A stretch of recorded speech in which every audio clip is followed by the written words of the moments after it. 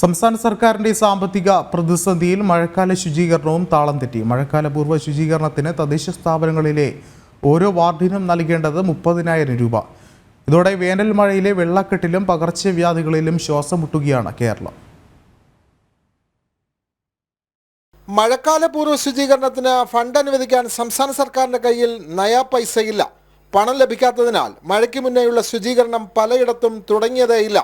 ഇക്കാര്യങ്ങൾ തദ്ദേശ സ്ഥാപന മേധാവികൾ സമ്മതിക്കുന്നുമുണ്ട്.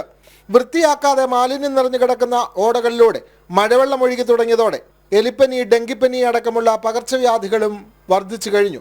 മഴക്കാലപൂർവ്വ ശുചീകരണത്തിന് തദ്ദേശ സ്ഥാപനങ്ങളിൽ ഓരോ വാർഡിനും നൽകേണ്ടത് 30,000 രൂപ വീതമാണ്.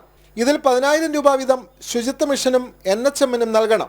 10,000 രൂപ തദ്ദേശ സ്ഥാപനങ്ങളുടെ തനത് ഫണ്ടിൽ നിന്നുമാണ് ലഭ്യമാക്കേണ്ടത്.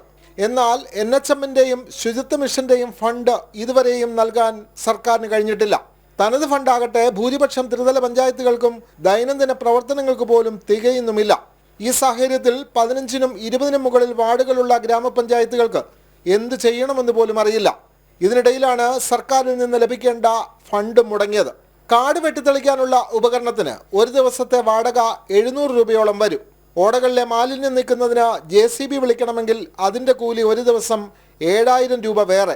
അതിനാൽ മഴയ്ക്ക് മുന്നേ നടത്തേണ്ട ശുചീകരണ പ്രവർത്തനങ്ങൾ സംസ്ഥാനത്ത് മിക്കയിടത്തും നടന്നിട്ടേയില്ല. ജനം, തിരുവനന്തപുരം.